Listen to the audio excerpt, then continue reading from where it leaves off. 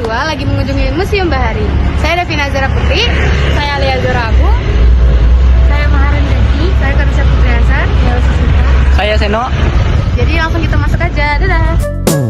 You just get my heart pumping every time that you hear around me. 노래 소리가 들려 나와. Yeah.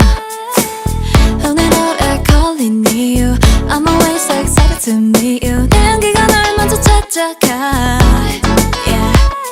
눈 감아도 기억나게 어디 봐도 따라갈래.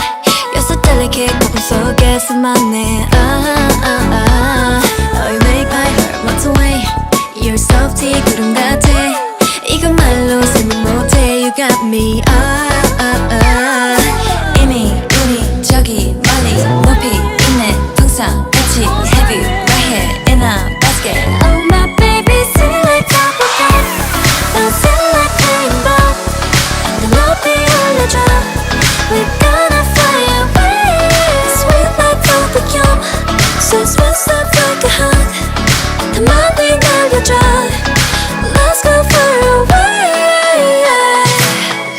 You know favorite flavor bubblegum.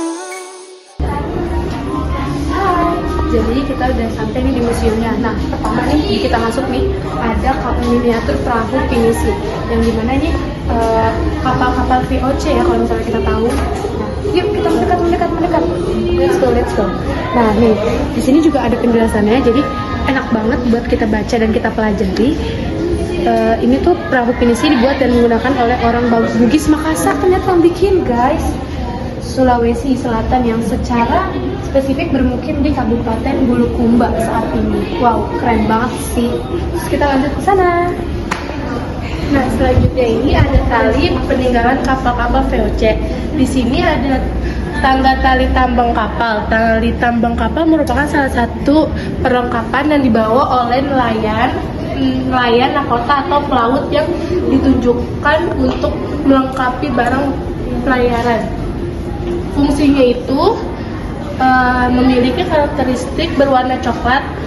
Ini digunakan untuk merakit tangga dengan tujuan menggapai lantai lebih atas pada sisi kapal. Di sini aku akan menjelaskan wilayah Muara Angke. Nah, di sini tuh pada abad ke-5 ini tuh terletak di muara Sungai Ciliwung, tepatnya di daerah Angke. Begitu juga ini peta petanya, wilayah-wilayahnya ada di mana aja.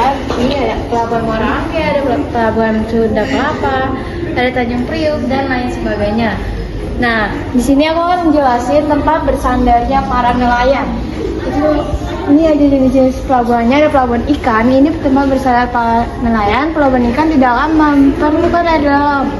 Kebanyakan para nelayan kapasitasnya kecil. Fasilitasnya itu ada tempat pelelangan ikan, tempat penjualan ikan dan lain sebagainya. Nah, aku di sini bakal ngejelasin tentang kalian tahu gak sih sebelum kedatangan Portugis pada sebelum abad 16 Masehi, pelabuhan Sunda Kelapa udah dibilang menjadi pelabuhan internasional dan sudah banyak disinggahi oleh kapal-kapal yang berlayar di berbagai dunia, juga adalah tempat internasionalnya di sini. Nah, selanjutnya di sini ada miniatur lancang kuning naga. Perahu lancang kuning digunakan sebagai perahu resmi kerajaan, khususnya sebagai angkatan keluarga, istana, dan perahu niaga. Perahu ini berukuran cukup besar dan telah digunakan sejak abad 18 oleh para masyarakat Riau. Lancang kuning merupakan lambang kebesaran dari kerajaan berdasarkan legenda yang berkembang di masyarakat Riau.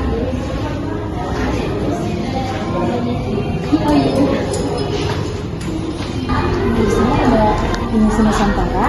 Pinisi Nusantara adalah kapal layar yang dibuat secara tradisional oleh para pengrajin dari Bugis, tepatnya di desa Tanah Beru, Kecamatan Bulukumba, Makassar, Sulawesi Selatan.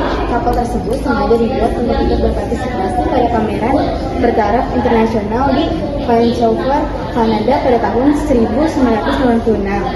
Pinisi Nusantara dibuat secara khusus agar mampu mengarungi Samudra Pasifik dengan rute pelayaran Jakarta, Bitung, Vancouver sejauh lebih kurang 11.000 mil laut selama 68 hari. Ekspedisi ke Vancouver ini dinahkodai oleh Kapten Gita Arjapusuma dengan 11 orang ABK, anak buah kapal, yang merupakan pelaut alam dari Bugis, Jawa, Sunda, Padang, dan Timor. Dengan mengutamakan kebersamaan, setiap kawan, kerjasama, tanggung jawab, serta disiplin yang tinggi, mereka mampu melaksanakan misi sejarah dengan selamat. Tantangan alam laut Pasifik sanggup mereka lewati. Setelah berhasil sampai di Vancouver, tim misi Nusantara mampu berlayar lagi ke San Diego, Amerika Serikat sejauh lebih kurang 1.000 mil laut selama 2 minggu. Ekspedisi lanjutan tersebut sekaligus membuktikan catatan sejarah di bawah Acapulco, Meksiko. Telah ditemukan fosil kapal sejenis misi. Tidaklah berlebihan bila kemudian misi Nusantara dianggap sebagai pendobrak sekaligus bukti sejarah kejayaan nenek moyang bangsa Indonesia di dunia bahari.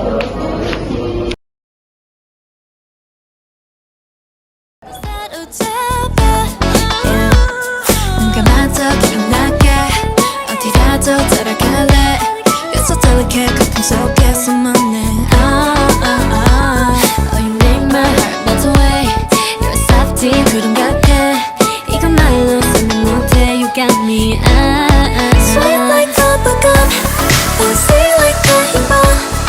눈앞이 흘려줘, we're gonna fly away. Sweet like bubblegum, so soft like a hug. 더 멀리 던져, let's go far away. 네가 나도 기억나게 어디라도 따라갈래. 있을 땐 이렇게 높음 속에 숨었네. Oh, you make my heart melt away. You're so sweet, 구름 같아. Nah, kita masuk nih di Kerajaan Sriwijaya. Sebagai kerajaan maritim, Sriwijaya mampu bertahan selama 6 abad.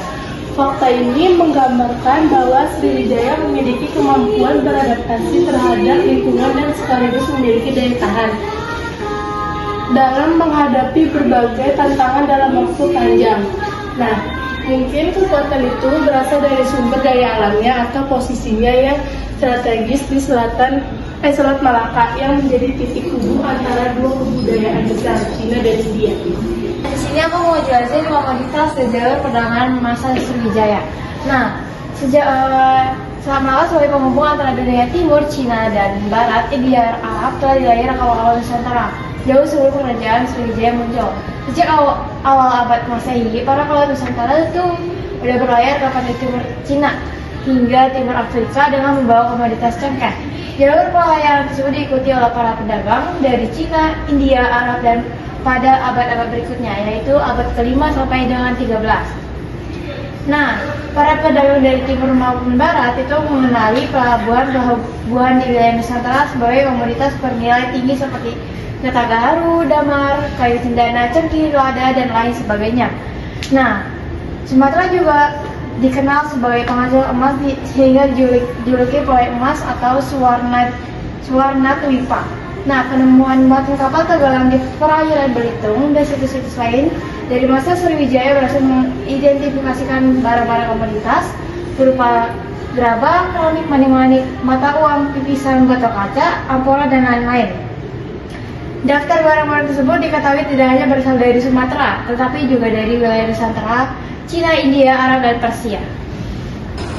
Nah, aku mau ngomongin tentang hantunya bumi Sriwijaya. Prasasti Tanjore atau Prasasti Raja Jendra salah satu mencatat penyelaman dan penaklukan Sriwijaya oleh Raja Chola pada tahun 1025 Masehi. Dan juga hal yang menyebabkan kekalahan atau runtuhnya bumi Sriwijaya juga dipertimbangkan oleh faktor memudahnya Sriwijaya atau sumber daya alam yang mereka ini. Sedangkan waktu itu kerajaan Chola itu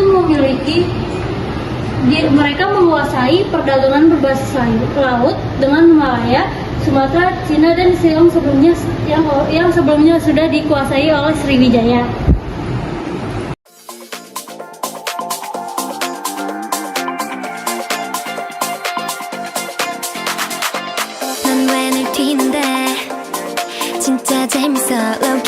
자체인데 그게 되나 열심이지 않아 꾸미지 않아 easy peasy 근데 참 이상해 왜 너만 보여 가치가 없다는 다 궁금해 이어폰 속 플레이리스트 뭐야 그 노래 뭔데 학교 끝나 뭐해 누구랑 지내 어떤 색 좋아 I just wanna get close to you 뭐 할까 말해봐 What you feeling like 너의 멜로디 그 템포는 free 가질 것 하나 없지 Get up on this hey 손과 사이 미묘해졌지 느낌 알지 지금부터 1, 2, 3 Baby you make me smile 네 스타일은 다 맞아 그게 너라서 더 좋아 Got that one of a kind You got it cause you're just my type And I like your style 두루루뚜뚜뚜 두루루뚜뚜뚜 Cause you're just my type And I like your style 두루루뚜뚜뚜